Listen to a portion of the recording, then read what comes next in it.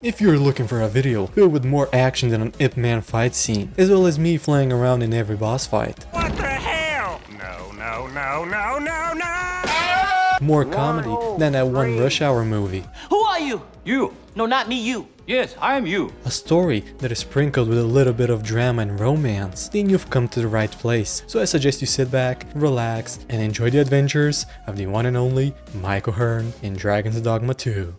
It was a beautiful night in the Kingdom of Vermont. The people inside the palace were all having fun, playing happy songs. Some were simping, others were drinking with the boys. But none of this mattered when Brant, the righteous captain of the palace guard, introduced me as the ruler of the kingdom. My throne awaited me. I then grabbed my drink, and just as I was about to give a speech, everything around me froze. An unfamiliar voice in my head started calling me Arisen, the one who would slay the dragon. I had no clue what he was talking about, and soon I realized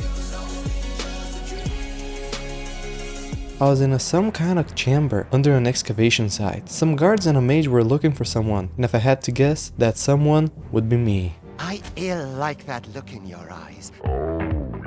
By the looks of it, they needed my assistance, so I had a lot of work on my hands. As I was walking by, a guy by the name of Rook wanted a new friend, so he decided to show me around. He needed some help with carrying a couple of boulders, so I gladly helped him, as those were some free gains, baby. But suddenly, a strong earthquake occurred, and people started falling from the buildings. It was a giant Medusa rampaging, turning everybody to stone. You but fell that fiend, even at the cost of your lives! And surprise, surprise, it did cost them their lives. As everyone was running, I knew I had to do something. Otherwise, we would all be turned into stone. So there was only one thing I could do: fight for my dear life and survive. I started furiously slashing the monster's belly, but it wasn't nearly enough to kill it. Soon after, the monster felt like it was outnumbered, so it decided to retreat. As chaos took over the whole place, a mysterious figure appeared and told me this. You ought flee while you can. After all, your charge awaits you. You cannot linger in this place forever.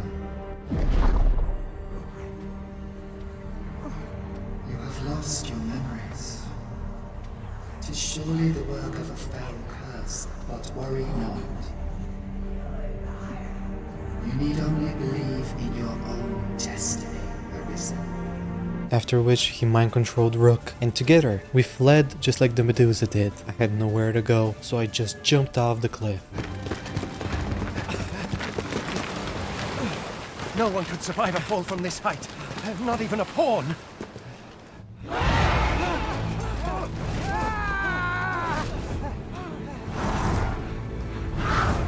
Don't just stand there! Shoot it down!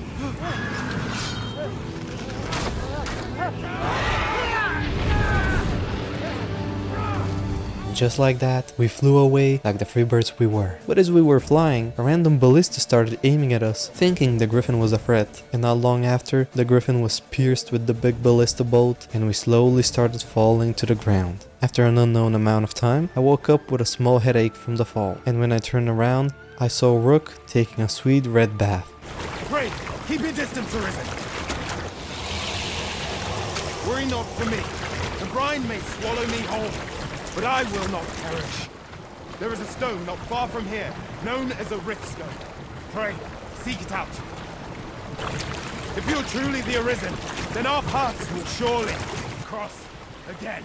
And just like that, Rook was taken by Davy Jones. And suddenly some guards approached me. They saw me riding the griffin and thought I might be hurt, so they wanted to accompany me to the stronghold to treat my wounds and hear my story. I went to give my fallen friend my last gratitude and a farewell. You will be greatly missed. Then I admired the beautiful view that was surrounding us for a bit, until we met some goblins on the path, so we absolutely murdered them, after which we arrived at the stronghold. Welcome, Arisen. We pawns have long awaited your arrival. What is this? Pawns? They bend the knee to you so readily, but then... No. Surely you cannot be the Arisen. You seek the Riftstone, do you not? We can take you to it. Pray, come this way. Before you stands a Riftstone. 'Tis a gate by which we of the Pawn Legion may cross o'er into this world. Pray, summon your pawn. Simply paint with your mind's eye the loyal attendant whom you would have serve you. And that was the moment Jetstream Sam was created to join me in my future adventures. Again, if you want to see the sliders, they're down below. He greeted me with a cheeky smile on his face, which made me glad I chose him as my partner. The guy was amazed that I made a pawn summoning right before his eyes, since there were rumors that the real Arisen was already in the capital, but only one Arisen can exist in a timeline, so there was definitely something weird going on. Problem was, I had no memories, so he advised me to go to Melv and find information there, as it was attacked by the dragon not long ago, and the Arisen is said to bear a deep connection to it. I then entered the Riftstone and hired Fairy the Archer and Ruby the Mage, after which we decided to head for Melv. On our way we had to deal with a couple of more goblins and harpies, until we finally reached Melv. The village looked almost fully razed by the dragon's attack. As I was looking around, I heard a voice talking in my head again. Suddenly, my chest was filled with unbearable pain, after which I fainted. Then I started dreaming of a memory I've had with the dragon. As I was fighting it, a female archer was also helping me, but she was way out of position, so I rushed in and tried to grab the dragon's attention and give the woman time to escape. The dragon got really mad and blasted me with its fiery breath. I was barely holding on until I was almost turned into ashes. The dragon then approached me with its big claw and pierced my chest, took my heart, and then consumed it. I was laying unconscious on the ground and started talking to me that I was now the Arisen, and then it flew away.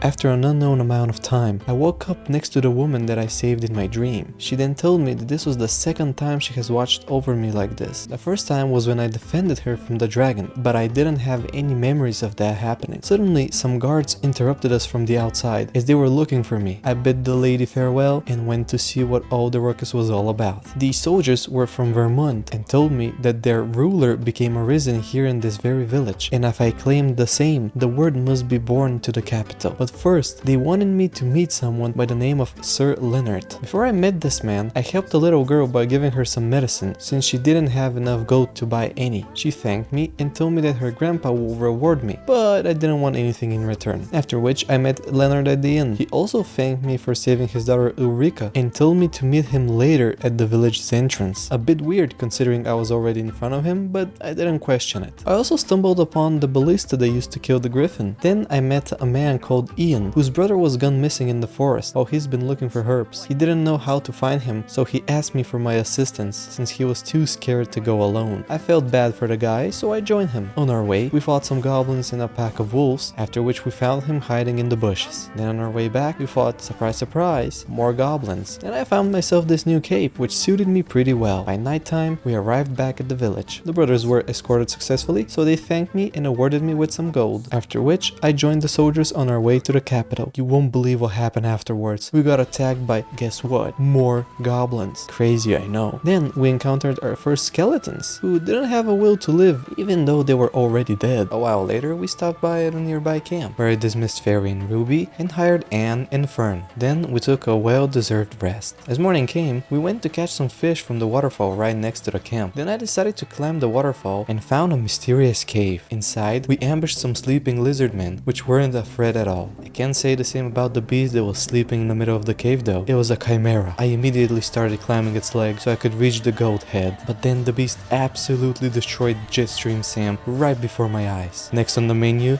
it seemed like it was me, as the snake tail started swinging me left and right until it smashed me into the wall. I got up on my feet as much as I could, grabbed Sam, and revived him at a safe distance, but history seemed to repeat itself as Sam was one-shotted once again and again. Then Fern and Anne had the same fate. I started bringing them out of the beast's lair in hopes of at least surviving the day, but finally the fell creature got the best of me. After which, I decided to investigate the cave further, away from the chimera, and I found this magical looking place where a strange chest was surrounded by dozens of books. Inside I found a lot of more spell books, after which the chest exploded and an undead necromancer appeared, casting all kinds of spells and summoning undead minions. I started slashing him, but he immediately blasted me away, so I decided to kill his minions first. Then I went to stab him again, but he counterattacked me with a nice attack. I was a bit discouraged, so I read one of the spells I got from the chest in hopes of killing it easier, but it had no effect whatsoever. After literally 40 minutes of blocking spells flying around the cave, we finally managed to defeat the necromancer. When I looked around,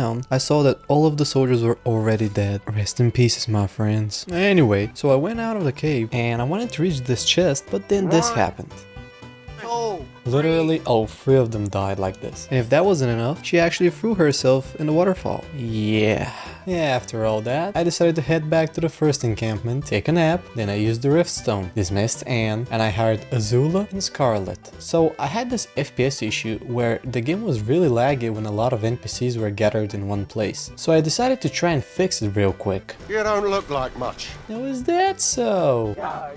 But no matter how much I killed them, they just kept respawning. Then I decided to try it out in Melf, but Leonard needed my help with some lizard men nesting right outside the village, so I quickly dealt with them. Ben came back and he wanted me to poison their nest so they wouldn't come back in the future. I grabbed the poison barrel he gave me and yeeted it across the river. He then thanked me and gave me some gold for my troubles. Now that all of the soldiers died in the cave, I had to travel to the capital only with my pawns, which I honestly preferred. We traveled even after dark, and at the end of this road, something big appeared from the rocks. It was a Cyclops. I had no time to waste, so I quickly grabbed onto its leg, climbed to the top, and started piercing its skull with my blazing sword. It didn't really like me, so he threw me to the ground and clobbered me with its club. It didn't even sat on my face, but with the power of fire and badass looking moves, we defeated it with no problems whatsoever. Then I looted the corpse and continued with our journey. As we were walking, we discovered the Cavern of the Forsaken. Inside, we fought some lizard men, and at the end, I encountered my first ogre. The fight was way easier than I thought it would be, as we burned him to ashes in seconds. And I found a chest with a scale band inside of it, which I gave to Sam. As we got outside the cave, it was already daytime. I then found a Cyclops taking a bath in the nearby lake.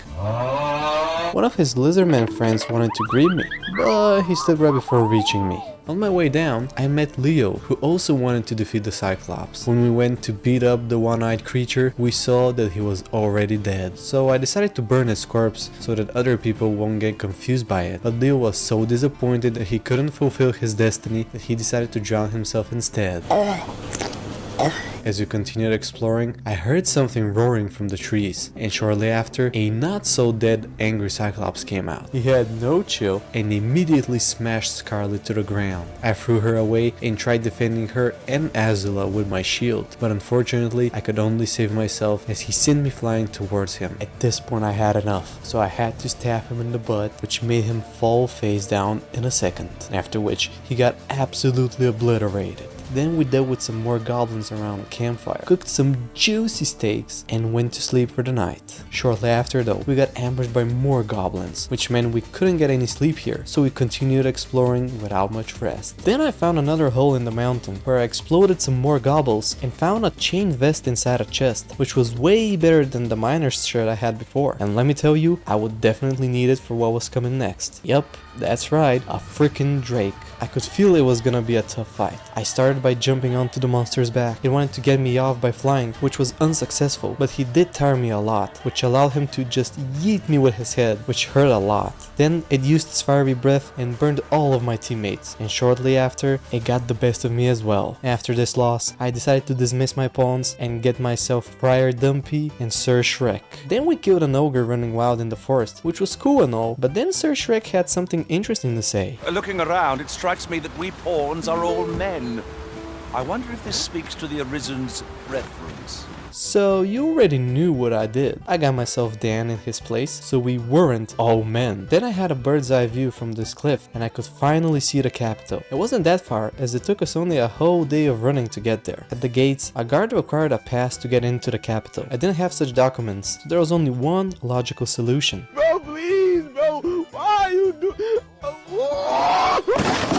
After which I proceeded with entering the capital, but the other guards turned me in. Inside, the captain of the palace guard named Brandt explained to me a lot of things, since I have forgotten my memories. He knew I was the true Arisen, and the one that remained in the palace was an imposter. However, due to his station, he is unable to gather evidence proving this belief. And if there is no Arisen, the council rules temporarily until his arrival. They wanted to keep it that way. Brandt wanted to think of a plan on how to get back my throne, so we decided to meet up in the tavern during the night to discuss everything. I went outside, sat on a bench, and enjoyed the scenery for a while, until I got bored and decided to walk around. I met the little girl's grandpa, to which I gave medicine to, and he wanted to reward me, so he gave me a discount on everything in his shop, but he had nothing interesting. As night came, I went to meet Brandt. He wanted to prove my identity as the Arisen, so he gave the idea to do heroic deeds in order to elevate my status. This would increase my chances to get invited to the upcoming coronation of the false Arisen, and prove that I am find the real one. The first task was to help his soldiers defeat some monsters that plagued the lands. But before I did that, I went to the local Riftstone, retired Friar and Dan, and then hired Kyla and Zoe, after which I visited the guild hall where I could become a warrior instead of a fighter. But they couldn't really help me as they did not have any great swords since the delivery has been stopped by goblins. So I had to bring back the stolen goods in order to become a warrior. We got a good night rest, then proceeded with finding the stolen goodies. Inside this huge cave, we indeed found a lot of goblins, but most importantly, we found the greatsword. Oh, and we also found some soldiers that were held captive. On our way to our other task, we met a lost villager who wanted to go home but couldn't since it was already dark, so we decided to escort him since his home was on our path anyway. We fought an ogre lurking in the forest, which got its brain stabbed to death, then some skeletons, and even some kind of ghosts. Then we found an abandoned village. I went to check if there was anybody in the houses nearby, but there were no signs of life. On the coast, we found one of the soldiers whom we had to help with killing monsters. He told me that the rest were in the cave underground. We also found a shack where an old crazy man lived on his own. He told me a story of some kind of gigantus, an earthen structure tall enough to reach the clouds. It lived under the sea and was commanded by a person named Brian to watch over the world. I didn't really believe his tales since he did look kinda crazy, so instead we finally decided to enter the underground cave. Inside, we fought some lizardmen the old-fashioned way. You got a nice little ass. Until we found the rest of the soldiers. One of them was really injured, so I had to escort him to the entrance. Before that though, I found a fairy stone, which I could use to teleport around the map, and also a new pelta shield. Then as we got deeper into the cave, there was a strange blue light at the end of it. After dealing with the reptilians, I found myself a new cave and saw that we could not reach the blue light as it was blocked by a fallen pillar. So I had no other choice but to grab the injured soldier and carry him to the exit. And yes, I did carry him a whole 10 minutes. The soldier was more than pleasant that we saved his brothers in arms. Then we got interrupted by a beastren advising us not to go to the village since it was crawling with lizardmen. As the Arisen himself, I decided to help him take back his home. The defense was successful and the beastrens could finally live in peace for the time being. Then we encountered a really mad ogre that liked to watch a lot of WWE as a kid, and I mean a lot. But it didn't matter since I brought a sword to a fist fight and blasted his brains out. After a lot of walking later, we finally arrived back at the guild hall. I handed out the greatsword I found and I finally became the warrior I was destined to be. I bought myself a two-handed hammer and some new armor, and oh boy was I ready. Then I hired Queenie and Kate, after which I got a well-deserved good night's sleep. As morning came, I saw a young man arguing with the little girl's grandpa, so I went and talked to the lad. He politely asked me to lend him some gold so that he can buy a small ornate box from the grandpa's shop. He promised he would repay me in full, and I felt bad for the fella, so I gave him the gold. Even without him repaying me, he needed it more than I did. Then I found a random elf staring at some bowls at the weaponsmith. He really liked them since they had a different design than the elven ones, but I had no clue why he didn't buy one. Maybe from pride or a money issue, but what I did know is that I had a spare bow I didn't use, so I gave it to him. He was really grateful, but he did not know how to wield it since it was made from different materials than the elven ones, so he asked me if I could show him how to use it. I got a pawn that is an archer, so I thought maybe she can show him a thing or two, so we agreed to meet by some ruins where he loved to practice. After all this talking, I couldn't wait to test my new hammer, and what better target than the useless guards outside the capital, and oh man was it satisfying to send them flying. Then I found a bigger target. I went there and uppercut the Cyclops in the butt, which made him fall immediately face down. Then a smack to the face, and one last slam brought the monster to its death. As I was walking confidently in the forest, I saw a griffin charging straight at me from the skies, and it landed right on top of me, making me fly like some kind of toy. When I got up to get my revenge, the griffin just flew away from the fight. Maybe it wanted to send me a warning message. Afterwards, we found the last soldiers that needed my help. When we were done with that, we went to report back the news to Brent. On our way, we found this interesting looking statue. Anyway, when I came back, Brent told me that the people shall know that all of these good deeds were my doing. As a reward, he gave me a new cloak and some gold. After which, he wanted more information about the fake Arisen's origins by sneaking into the castle and finding documents about him. I had one of Brent's soldiers show me a way to enter without anybody noticing. Inside, I found a chest containing a Marcher Guard's armor set, so I equipped it in order to remain hidden. Then I had a look around the castle. I found the castle offices, and inside there was a torn letter, but as soon as I grabbed it, the boy from before came out of nowhere. He introduced himself as Sven, the son of the queen. He also had noticed that his mother has been acting rather strangely of late, and thus he decided to investigate for himself. I was here for the same reason, so I saw no harm in introducing myself as the Arisen, the true ruler of this kingdom, and that the other one is an imposter. And just as we were chatting, some guards outside were looking for the young lad, so I made an escape through the window. I reported back to Brand and showed him the torn letter. Sadly, the only thing we could read is the name Batal and Dissa. This didn't prove much, so I had to wait for him to think of another plan. In the meantime, I sensed I was being followed by someone, so I decided to follow him instead. He went in one of the houses, so I caught him there. He then explained that he is hired to report on my comings and goings, since some people don't want me wandering this place. So I started beating him up when Brand suddenly interrupted us and locked him up. They will interrogate him until they get any information, but what he thinks is that he is an agent dispatched from Batal. I had to wait for Brand's next plan, so I decided to go and show the elf how to shoot with the bow I gave him. On my way, I found out I can throw animals as well. Then we encountered some scared oxes, but weirdly enough, well, one of them seemed really angry rather than scared. It was a minotaur, and it charged straight at me, but I was able to avoid its attack. After some uppercuts, the beast finally fell to the ground, where I broke its horns with a very satisfying slam attack. He was really pissed and landed a big uppercut to the chin, which hurt like hell. But a bit more smashing later, and the minotaur was toast. Then an ox cart was passing by, so I decided to ride it for a bit, until we got ambushed by a pack of wolves. We quickly dealt with them, and decided to continue on foot. By nighttime, we finally arrived at the mountain ruins. And then this happened. This shan't do. How are we to proceed if you haven't the means to shoot a bow? And since I couldn't wield a bow, I showed him the only thing I knew best.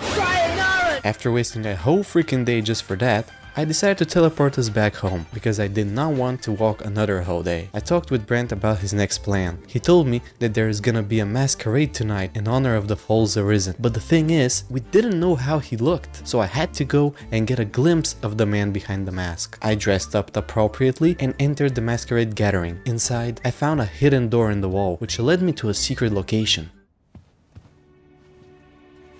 Well now, you're... What is it? Has something happened? We have it on good authority that a suspicious individual passed through here. We need to scour the area. Well, scour all you like. Go find In here. I've been here the whole time. Open up! Open this door right now. We're coming in.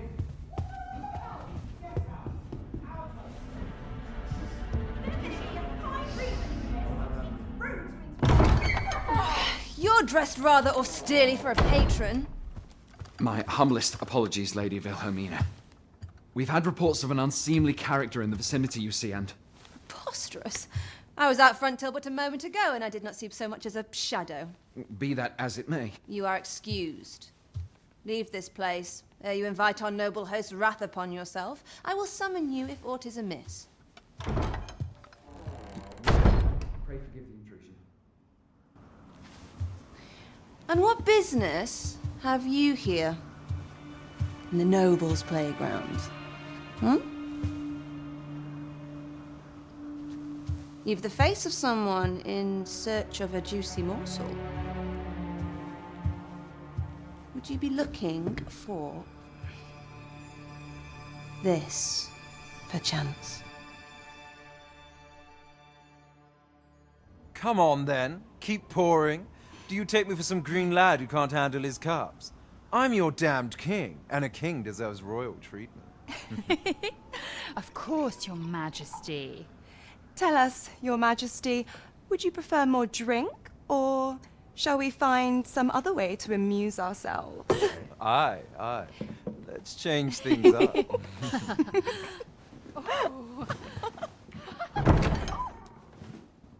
I believe I cautioned you to keep your drunken revelry in check. Lest you forget, these celebrations of your valor are but a pretense for more serious matters. I know. I do. It's just I get the poison in me and things happen is all. You need only serve as our false king until Sven becomes consul. Till then, however, you would do well to remember that your role demands a certain degree of dignity. I trust you understand your position, Your Majesty. Nay, I mean I. As you say, I'll go and sober up.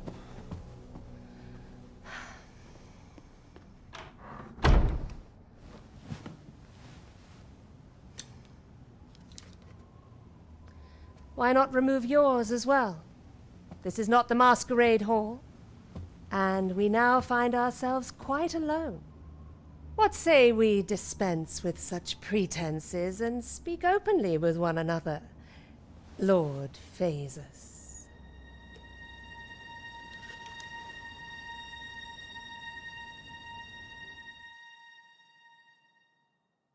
That will do.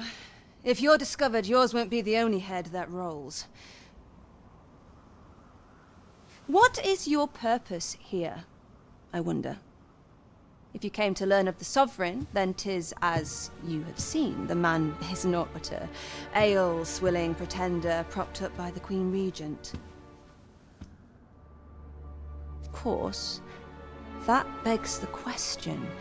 If he's a mere mummer, then where might our true Arisen be? You'd best go. I'll do what I can to help you make your escape.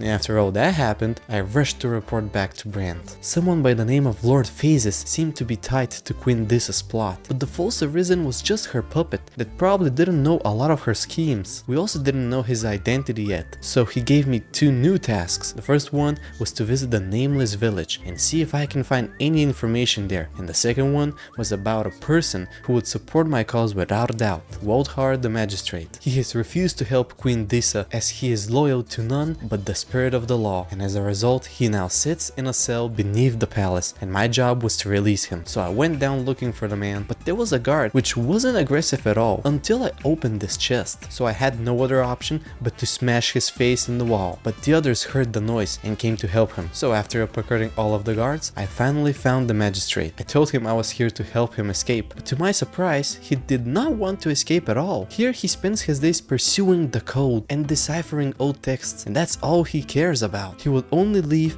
if there was a place with a mountain of tomes where he could delve into. So I went looking around for a place like this. As I was wandering, I met Sven sitting next to the fountain. We talked a bit about life, after which he gave me a part of the money which he owed me, and he promised to give me the rest next time we meet. After which I decided to hire Poppy and Balrog as my new pawns. Then as we got out, a minotaur was rampaging through the town. At first, I thought this was a blessing, a way for me to get more FPS by letting it kill all the NPCs around town. So I started feeding it with useless NPCs, but no matter how many I threw, they just wouldn't die. So I had to finish it off. Outside in the fields, I found the griffin from earlier, and you know I had to deal with it once and for all. I immediately started hitting it in the head while my team was burning its feathers so it couldn't fly, and shortly after, it fell helpless on the ground. Then I started smashing its head over and over and over again until it finally decided to give up and rest in pieces. After which I decided to visit this so-called Nameless Village. The path leading to it was guarded by yet another minotaur, and after a whole day of walking, we finally found it. It seemed empty at first, but as I got deeper, I met a merchant that told me to go away and that I won't find anything here, which meant I would definitely find something. Then I found this interesting looking inn, but everything seemed normal in it. As I went even further, I found this old manor with a mysterious person standing in front of a fireplace. I asked him about the village, and he told me that only the most masterful thieves lived here, and that he, the thief master, approved me as one of them, since I was able to find them. He also knew who I was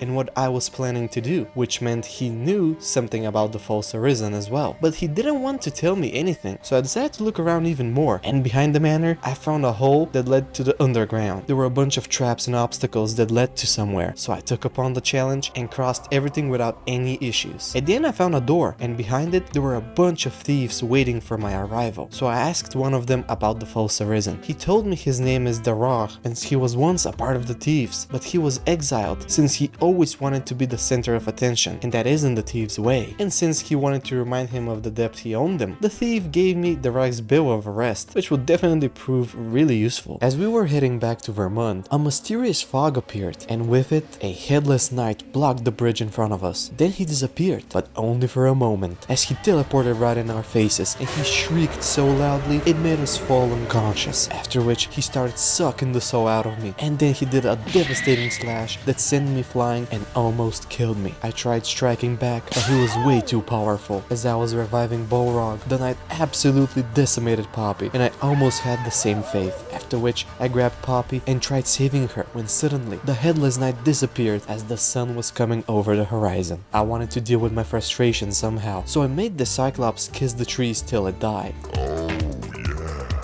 Then I met Sven again, and he gave me some more gold, but he still didn't have enough to repay me the whole amount, so he promised to give the last bit next time, after which I hired Dahlia and Aaron. Then I went to tell Brandt about what I found out. I gave him Dara's bill of arrest, and as helpful as this paper was, it alone did not constitute sufficient proof. However, Brandt also had some news for me. Sven, which we met earlier, gave him news that there has been a delivery of a suspicious package to a man named Allard, a minister who is one of the Queen's most powerful allies in the palace. Sven plans on calling this guy to the chambers during the night, and I can use this opportunity to search the minister's chambers and see if I can learn anything about him. So I went back to the palace, and I accidentally found the throne I was sitting on in my dreams, after which I found Allard talking in his office. I waited for him to go out and entered the room and found a secret door, inside of which I discovered a letter, which I obviously grabbed, and as soon as I did that, I heard Sven and Allard talking outside the door. I didn't want to hide anymore, so being the Chad Mike was, I went straight out and made a run for it. As I was making an escape, I met Lady Wilhelmina outside.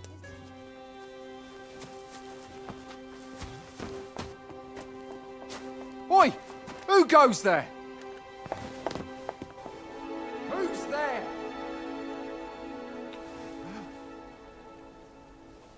Tut, tut. Now, this just won't do.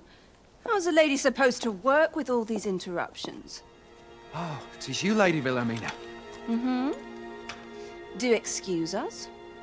We thought to enjoy a little fresh air.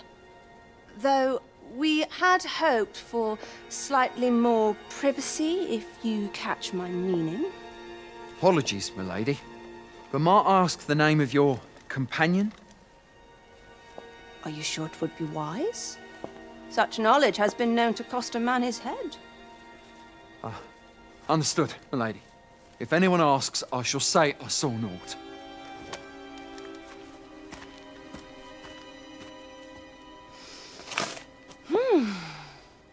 A narrow escape. You should count yourself lucky that he was so easily flustered. After she saved me once again, I reported back to Brandt. The letter I acquired was from Batal, and the following was written. True to our word, we offer you the power of the Godsway.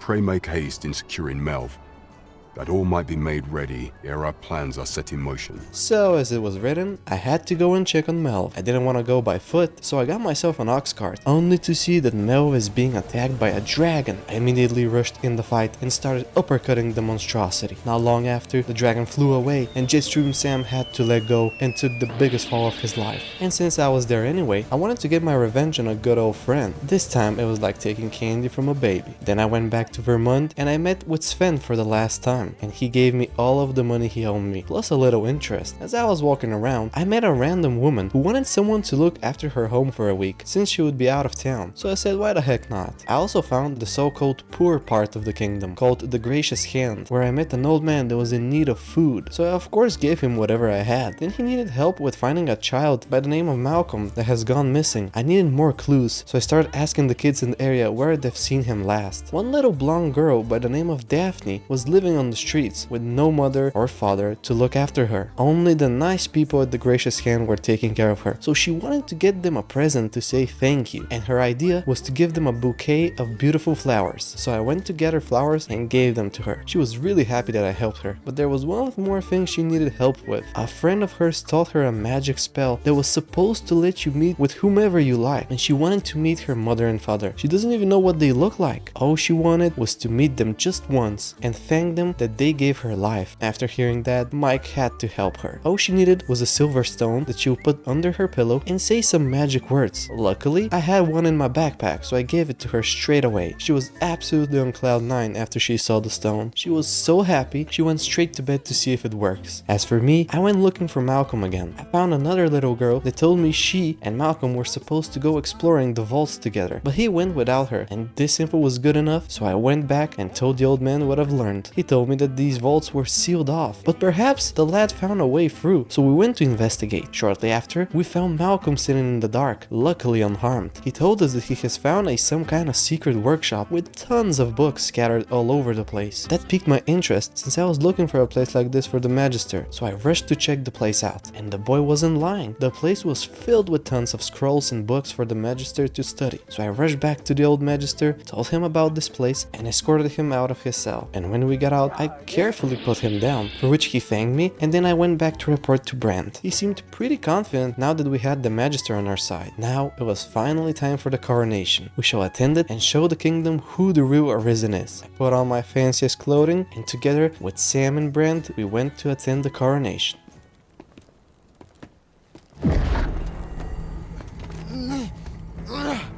Master, pray, leave this place. My body, it refuses to obey me.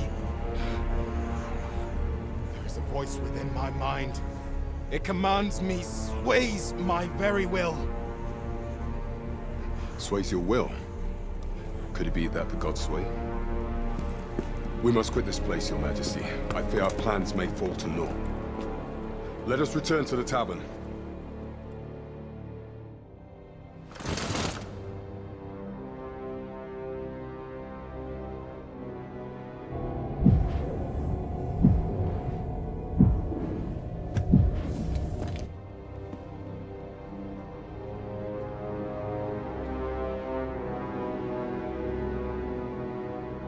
And just like that, we've been had. The foes arisen commanded the pawns at the coronation with the help of some kind of lavish necklace, providing his own power as arisen. And unless we could find some way to unmake this necklace's power, proving my legitimacy shall be very difficult. For now, he decided to speak with the agent we captured earlier and see if he can learn something. I slept during the day, and as night came, Brand told me that his interrogations were successful, as he told me about a place in Batau devoted to the study of arts, and there I might discover some kind of method of undoing the necklace's power. So he gave me an entry permit to Batau, which he found the agent hiding. Before going on this new journey, I wanted to check how things were going at the Gracious Hand. I found a Beastrin arguing with one of the sisters, so I waited them out and then asked her what all that was about. She didn't quite tell me, but what she told me was that they were in need of more medical ingredients. I didn't quite have enough of what she needed, so I decided to postpone her request until I eventually find what she needs. Suddenly Daphne appeared out of nowhere, telling me that the river close by the church is dirty, and guess where the church draws its water from? And the way they purify it was with gold, but this time it was so filthy it needed twice the amount to get it cleaned. Since I had a bunch of gold ore I didn't really need, I gave it to her with pleasure. She was really grateful, but with the dirty water came another problem. Some of the people have fallen sick drinking the dirty water, and she did not know how to help them, so I made some detoxifying decoctions in hopes of curing them even a bit. As I was going out to look for more ingredients, I met Diana, a humble maid that served a noble household. Her master was in need of aid, and she was hoping I could assist him. I didn't know what to expect, so I was intrigued. We continued our conversation in the household. The reason why she asked me for help is because she saw me talking to Daphne and that she was a spitting image of her young master. And this young kid wanted to leave the house to get his mother a gift without her worrying. He wants to cheer her up as she is very ill. So I went and took Daphne with me, after which we dressed her up, and surprisingly enough, she did look just like the young lad. Now the only problem was that he wanted to travel to Melve alone without a weapon or company. So I gave him some medicine and monster repellents just in case, and off he went on his journey. Now that my job here was done, I waited for the next ox cart to arrive and continued with finding the rest of the ingredients. On our way, we encountered a drunk ogre, which accidentally slid from the cliff. We smashed a cyclops' head and encountered our second dragon, who was killing my companions with a single blow. So I revived them behind the nearby ruins, and then we ran for our lives. Eventually, I collected what I needed, so I returned back to the Gracious Hand and gave the materials close to Sister Elena. Then she finally told me why she was arguing with the Beastman. It was because his whole family was ill, including their son Lubomir, who was in the worst condition of them all and was put into the sister's care inside the church. I went and talked to Lubomir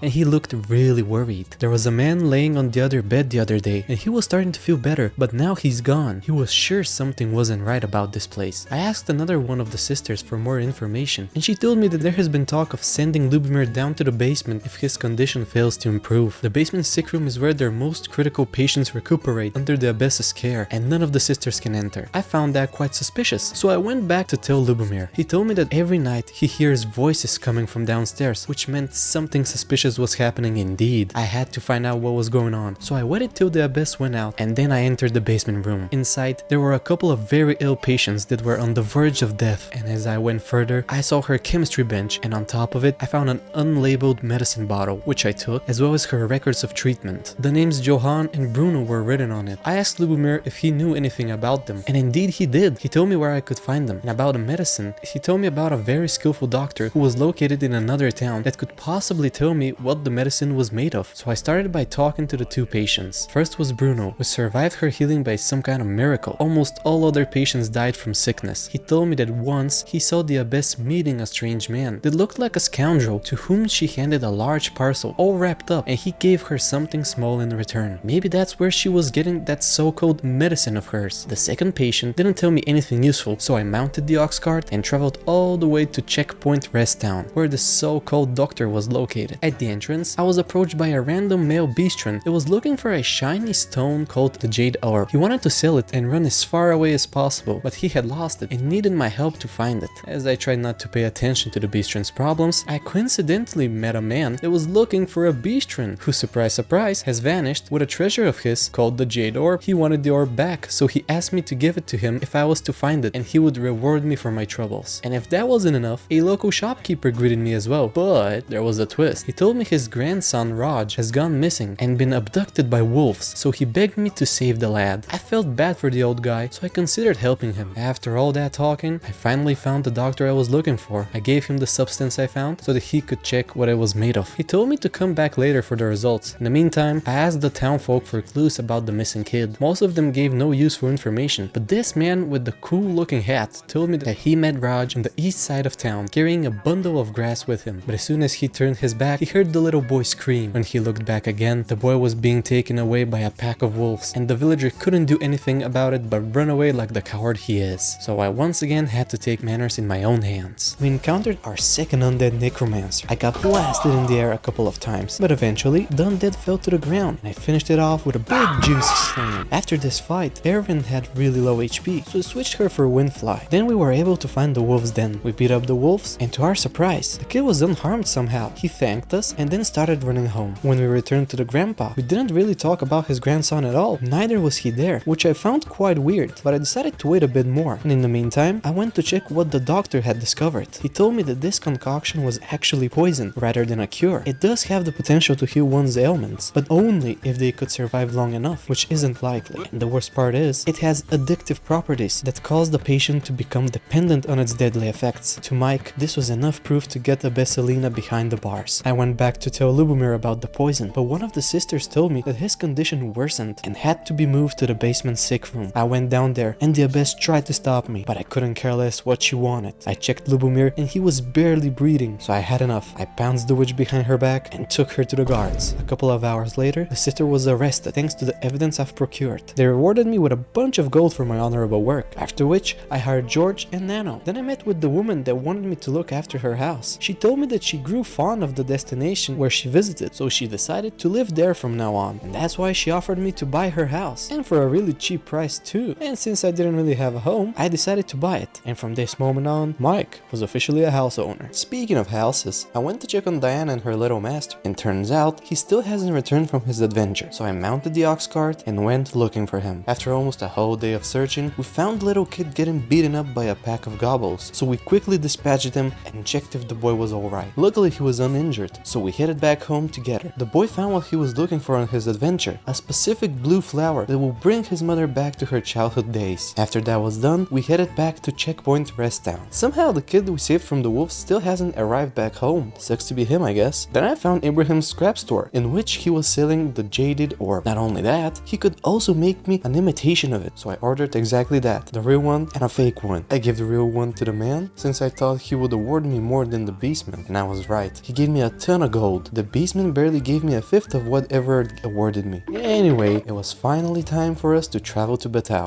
After seeing Lord Phases entering the city in a non-suspicious way at all, I gave my permission to the guard and entered as well. I saw a boy that was begging for food, and you already know Mike, he had to give him some dried fruit. But suddenly a young man scolded me for feeding him, thinking I was bullying the child. The little one was kind enough to explain the situation, and then he politely apologized. He introduced himself as Hugo, a helper of the poor who lived here. It was a good sight to meet someone else that helps people from the bottom of their heart. As I was leaving, I overheard two men talking about some bandits who called themselves the Coral Snakes, which attacked an ox cart not long ago. I wanted to make a name for myself in this new area, so I asked around for more information. One man gave me the last place they raided, which was good enough for starters. As I was running down the rocky mountain, the mysterious figure from the beginning of the game appeared and advised me to visit a place called the Rock Mouse's Burrow, since there I will find what I seek, which I guess was my heart. Afterwards, I enjoyed the new scenery for a bit, before beating up a couple of goblins. As night came, we saw a couple of mysterious men robbing a broken ox cart, and surprise surprise, one of them was Hugo. When he saw us, he immediately started running like a coward. As we chased him, he led us to his other bandit buddies, which we destroyed within seconds. Followed by more chasing and beating up his friends, we finally found their secret hideout. What we didn't realize is that we were being followed by Battao warriors, which decided to join the battle as well, and with our powers combined, the bandits didn't stand a chance.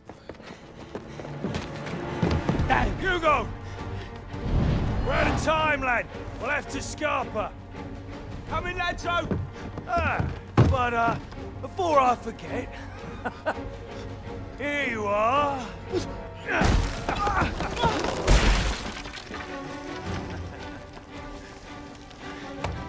Time for you to make yourself useful. Tisn't the first time I've taught an unseasoned whelp the meaning of betrayal.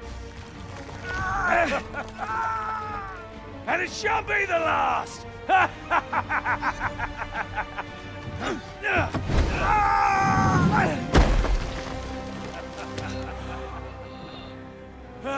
Goodbye, lad. Don't be sore. You were a fool, but a useful one.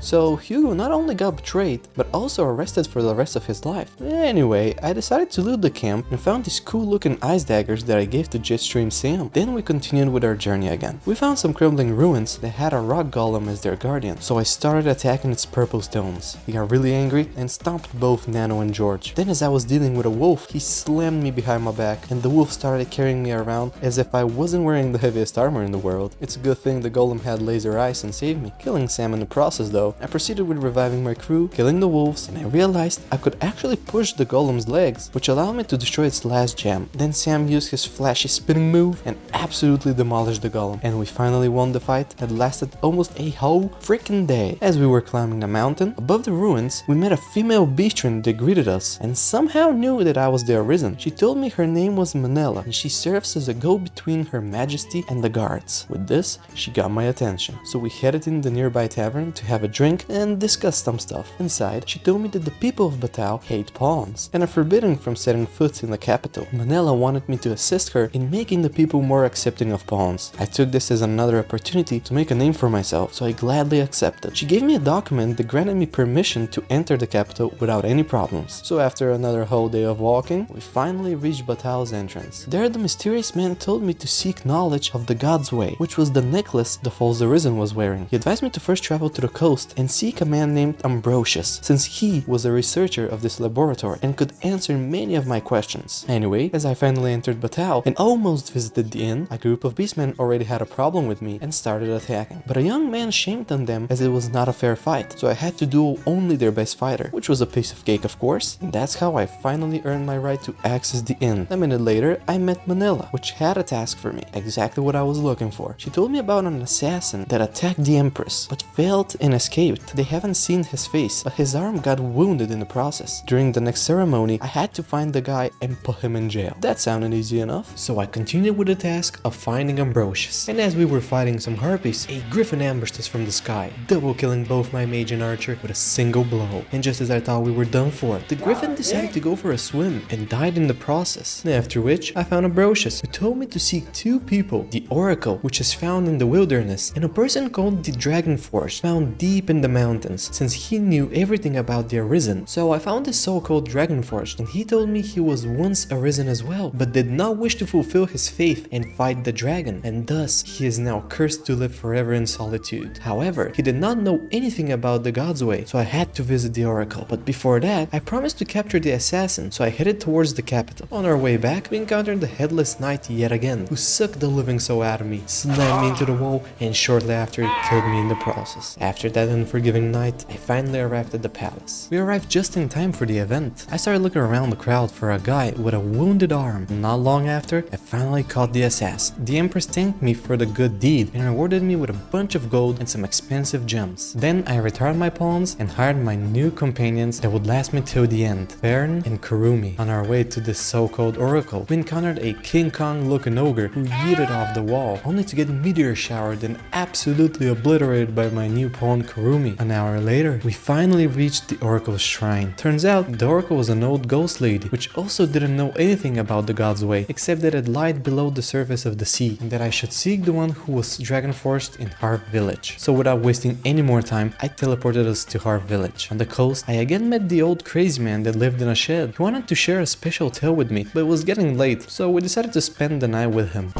As morning came, the elder told me about a sunken temple in the middle of the sea and the man who lived there. He who was once entrusted with the task of watching over this world from the heavens above, but got tired of his duty and instead found a small kingdom on the ground. And just as our conversation ended, the so-called kingdom we were talking about suddenly appeared from the depths of the sea. Seems like it heard us talking about it. So we went in the underground cave and made our way to see if the so-called dragon forest even existed. As we dived deeper, we saw a male ghost figure sitting on a stone throne. So I decided to approach him. At first, he thought I wanted to fight him, but he soon realized I wasn't hostile, so he introduced himself as Roteis,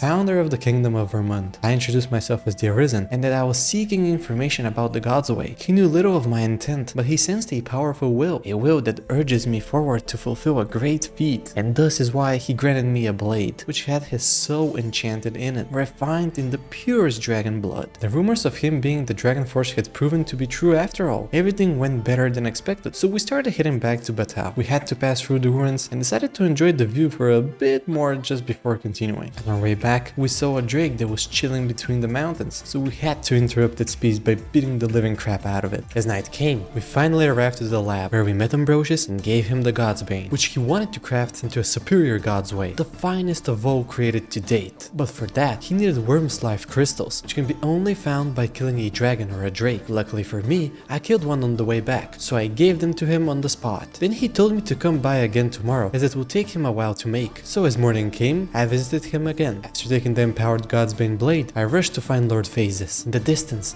I saw him entering a magical gate with a couple of guards behind his back. The door had a spell seal, but luckily for me, the blade opened it with no problems at all. As we reached the coast, a massive golem, known as the Guardian Gigantus, awakened from the depths of the sea and started heading towards where Lord Phases was going. We had to stop the giant before it destroys everything, so we ran as fast as possible, but we were a bit too late, as it grabbed its enormous spear and threw it at the bridge, destroying everything in its path. Lord Phases and his men somehow managed to survive the attack and continued on without minding the giant that was following them, so we did exactly what the giant was doing. We traced them down to a little town in the mountains where the sorcerer took a lift to somewhere. Unlucky for us, we weren't able to use it, so our only option was to defeat the golem once and for all. I started shooting its weak spots with a ballista, but it barely did any damage, so I had to retreat and think of another plan. I took the high ground and waited for the giant to come closer, after which I started climbing it. I began smashing one of its knees, while one of my casters created a tornado that destroyed it in seconds, after which I went for both eyes, and not long after, the golem was no longer functional. Then we headed to Moonlight Tower. As we arrived, we saw where Lord Phases and his gang were heading to, so we followed them from the shadows. But for whatever reason, I had a bad feeling about all this. Dragon, heed my call. Your will is mine to command. Curses. This arrival of the true Risen is most inopportune. Sovereign of Vermin, the ritual must not be disturbed. Let not the Arisen approach. You can manage that, I trust. So I had to deal with the false Arisen and his puppets. Your efforts are for naught, Arisen. Now, simply watch as this world's hollow and fruitless order is remade by my hand.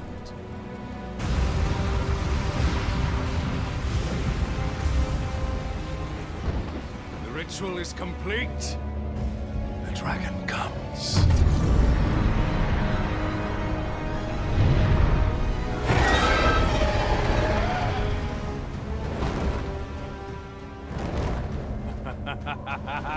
Behold!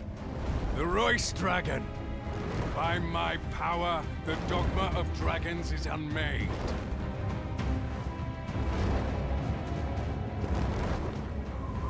You could ne'er understand, Arisen.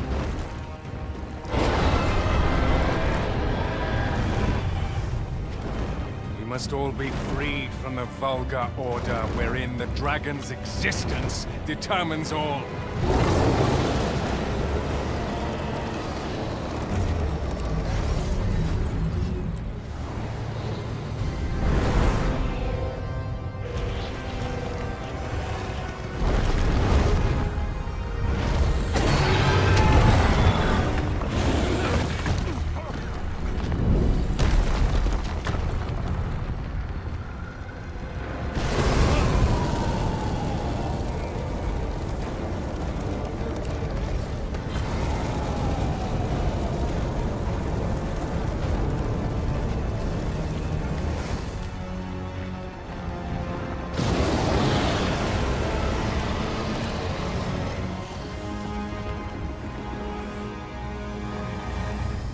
Was not enough. Cursed, Arisen. You've doomed us all to the cycle. And you...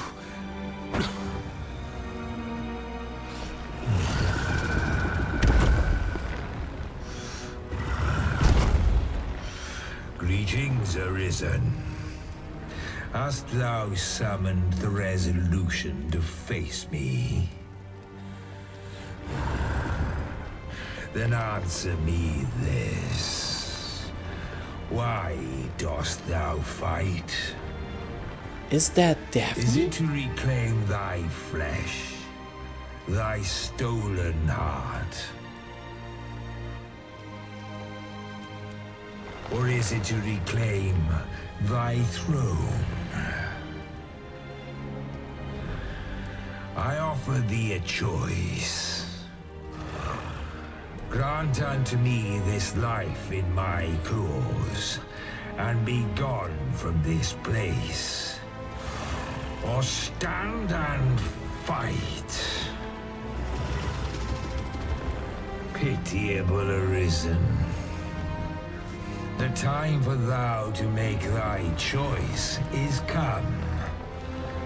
Show me the path thou wouldst walk. And now, Mike, being the absolute Chad he was, could only do one thing: smash. Intriguing. This then is thy will.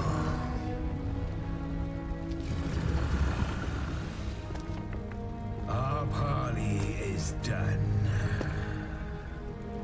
We must fulfill our charges. I, as the dragon, and thou as the Arisen. Climb upon me. We shall depart for our true battlefield.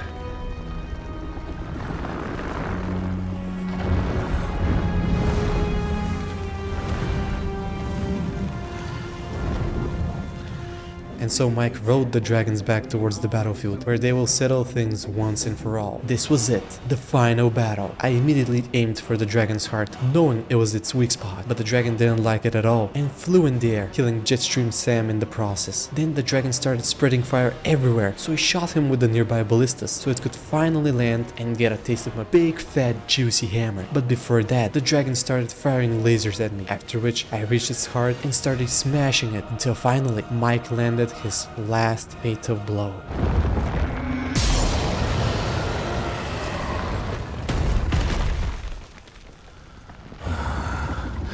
Alas, I am slain.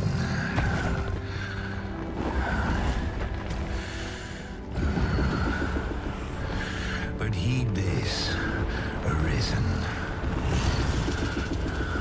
By will alone doth the world form a ring, an unending cycle. All is preordained, even my death at thine hands. Yet perhaps thy will is great enough to put an end to it.